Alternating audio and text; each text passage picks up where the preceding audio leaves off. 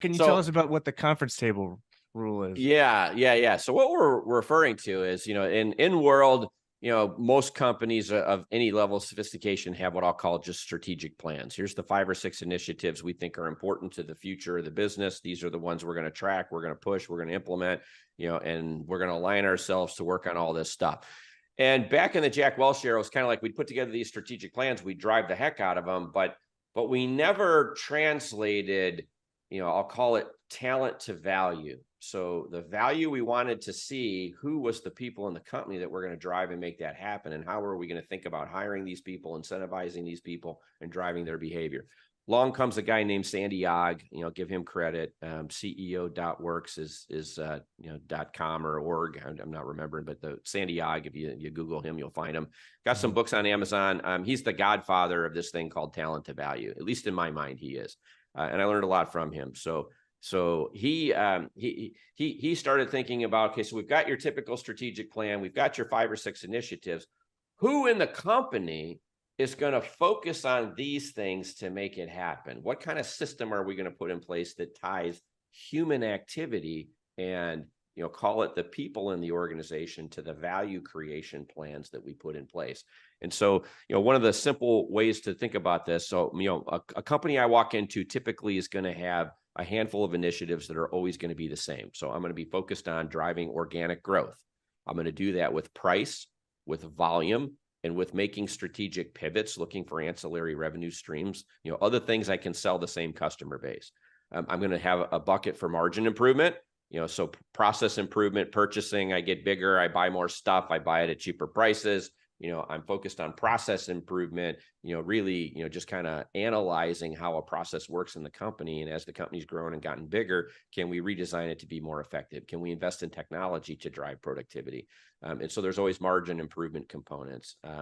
In any world I'm around, it's M&A is going to be a component of growth. I'm going to be buying companies. And as I'm buying companies, I'm harnessing synergies, and I'm creating arbitrage, as a part of getting bigger from a smaller company to a bigger company, buying a bunch of small companies at a low price, putting them together. The larger company's worth more because it's rarer, it's climbed the PE pyramid, and now bigger buyers look at it and they pay up because there's fewer companies of that size in any given industry that they can buy.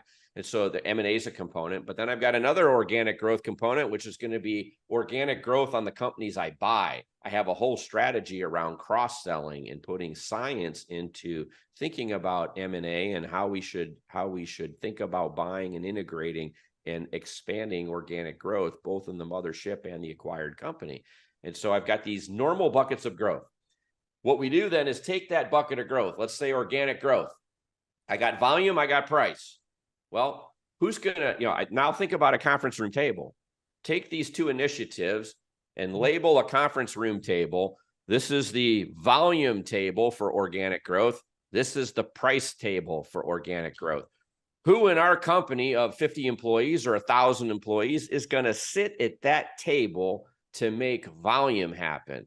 How are we going to get more bids out? How are we going to get our close rates up? What are we going to do to drive ancillary revenue streams? Are we going to tie service contracts to product sales? Can I create a recurrent revenue stream on a project-based stream that never had recurrent revenue before? I installed a bunch of stuff. I built something. Can I add a service component to it?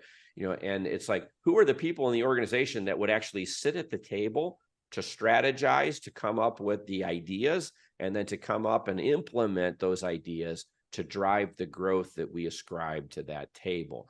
So tables are the physical transformation of taking a strategic plan, laying it out now and saying, what people do we need in the company to focus on this? I'm going to give you an example.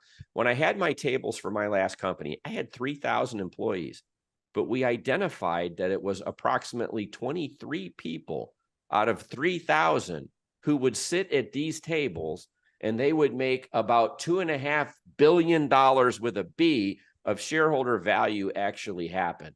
And so normally when I'm running a company, I turn over the keys to the COO and say, you got day-to-day operations. We got to delight customers every day. We got to take care of our core commitments, need to keep running that base business.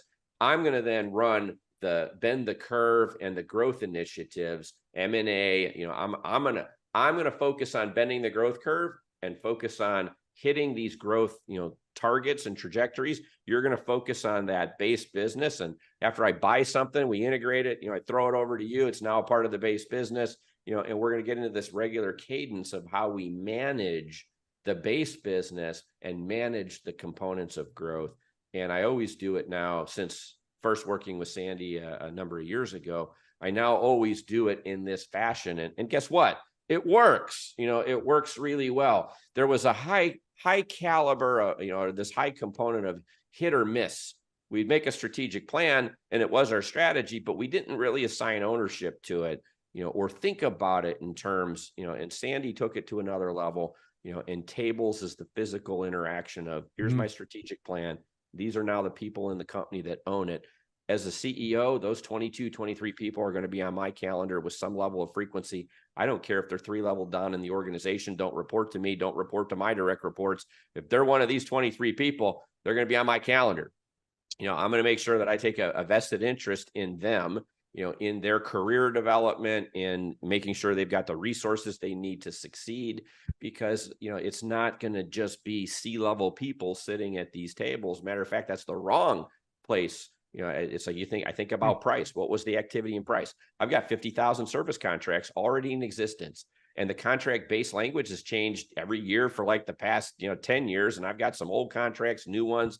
It's like, I don't even know which contracts have price escalation clauses already built in, which ones don't. Where do I need new paper next time I renew? What should my paper look like of my base contract? I need a lawyer at the table. I need my director of contracts, at the table, because someone's going to have to go physically read 50,000 contracts to find out which ones have price escalation clauses, which one don't, what flavor of ice cream year vintage are these contracts. And we're going to have to now create some new technology in our ERP system to set the flags. So next time I need to know which contracts have a price escalation clause, I can push a button without reading 50,000 contracts. So we want to get to where it's the people who physically are going to be doing the work, managing and directly supervising the work. That's who needs to sit at these tables. And so that's the focus, and that's the methodology that Sandy developed. And I like it. It works.